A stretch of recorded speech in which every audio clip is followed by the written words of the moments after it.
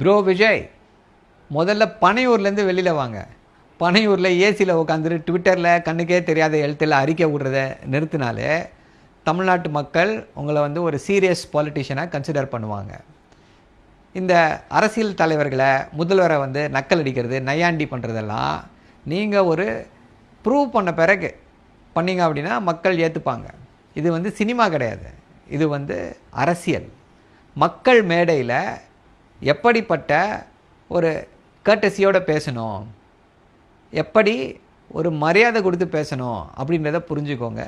கீழ்த்தரமாக பேசுகிறது, இந்த சின்ன பசங்க மாதிரி நக்கல் அடிக்கிறது, இதெல்லாம் சினிமாவில் ஒர்க் அவுட் ஆகும்.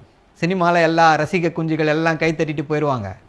ஆனால் மக்கள் ஓட்டு போடணும் அப்படின்னா நீங்கள் ஒரு சீரியஸ் பாலிட்டிஷியன், மக்களுக்காக நிற்போம் அப்படின்றத ஃபஸ்ட்டு ப்ரூவ் பண்ணுங்கள்.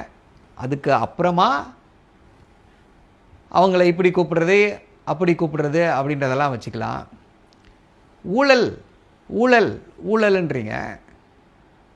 15 கோடி ரூபாய் கருப்பு பணம் வாங்கினீங்களா இல்லையா? அதுக்கு இன்கம் டேக்ஸு உங்கள் வீட்டில் ரைட் பண்ணாங்களா இல்லையா? இதுக்கு பேர் என்ன? எப்படி அதை செட்டில் பண்ணீங்க? அதை விட முக்கியமாக மாநாடு நடத்தியிருக்கீங்க. யார் இந்த மாநாட்டுக்கு செலவு பண்ணுறா? இந்த தகவலை ஃபஸ்ட்டு உங்களால் வெளியில் விட முடியுமா? எவ்வளவு செலவு பண்ணீங்க, யார் என்ன செலவு பண்ணாங்கன்றதை வெளியில் சொல்ல முடியுமா உங்களால்?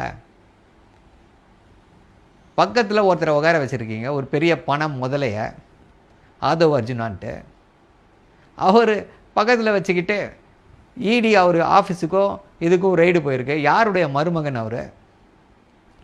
அவ்வளவு ரைடு அடிச்சிருக்கு. இடி எப்போ ரைடு அடிக்கும்? அவர் ஒரு தேவ தூதர் இருந்ததுனால அவர் வீட்டுக்கு ரைடு போச்சா? இல்லை அவர் மிகச்சிறந்த நியாயவாதி அப்படின்றதுனால இடி அவர் வீட்டுக்கு ரைடு போச்சா? ஏதோ பண்ணியிருக்காரு, ஊழல் பண்ணியிருக்காரு, ஏதோ பண்ணியிருக்காருன்னு தானே ரைடு போயிருக்கு. அப்படிப்பட்டவரை பக்கத்தில் வச்சுக்கிட்டு பெரிய பொறுப்பு கொடுத்துக்கிட்டு திமுக ஊழல் கட்சின்னு பேசுகிறீங்களே, எப்படி யார் இதையெல்லாம் ஏற்றுக்குவா?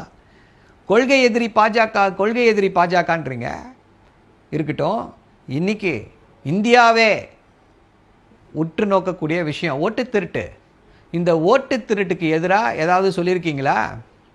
இந்த மேடையில் ஏதாவது பேசுனீங்களா? இந்தியாவுடைய ஜனநாயகத்தையே அழிக்கக்கூடிய வல்லமை படைச்சது. அதற்கு உங்களுடைய கருத்து என்ன? பாஜகவுக்கு பார்த்தா பயமா? தாமரை இலையில் தண்ணீர் ஒட்டாது அப்படின்றீங்க. ஒட்டாது தான். அப்படி தமிழ்நாட்டு மக்களும் ஓட்டு போட மாட்டாங்க அப்படின்னு சொல்கிறீங்க. கரெக்டு தான், அது எங்களுக்கு தெரியுமே. அதுக்கு நீங்கள் என்ன பண்ணுறீங்க? அதுக்கு நீங்கள் ஏதாவது குரல் கொடுக்குறீங்களா பாஜகவிற்கு எதிராக? இல்லை. ஸோ இதையெல்லாம் பண்ணுங்க. அதன் பின்னர் அதை விட முக்கியமாக சின்ன வேண்டுகோள் ப்ரோ, என்னென்னா மாநாட்டில் வர்றவங்க மனிதர்கள். மாநாட்டுக்கு வராங்கன்னா அவங்களுக்கு தண்ணி தேவைப்படும், சாப்பாடு தேவைப்படும். இதையெல்லாம் முதல்ல ஏற்பாடு பண்ணுங்கள். நீங்கள் மட்டும் ஏசி ரூம்லேயே இருந்தால் போதாது. உங்களை தேடி வர்றவங்களுக்கும் பேசிக் கர்ட்டசிஸை எக்ஸ்டெண்ட் பண்ணணும். இதை செய்யாமல் நீங்கள் வந்து நான் மாநாடு நடத்திட்டேன், நான் தான் அடுத்த சிஎம் அப்படின்னு கனவு காணாதீர்கள். நன்றி, வணக்கம்.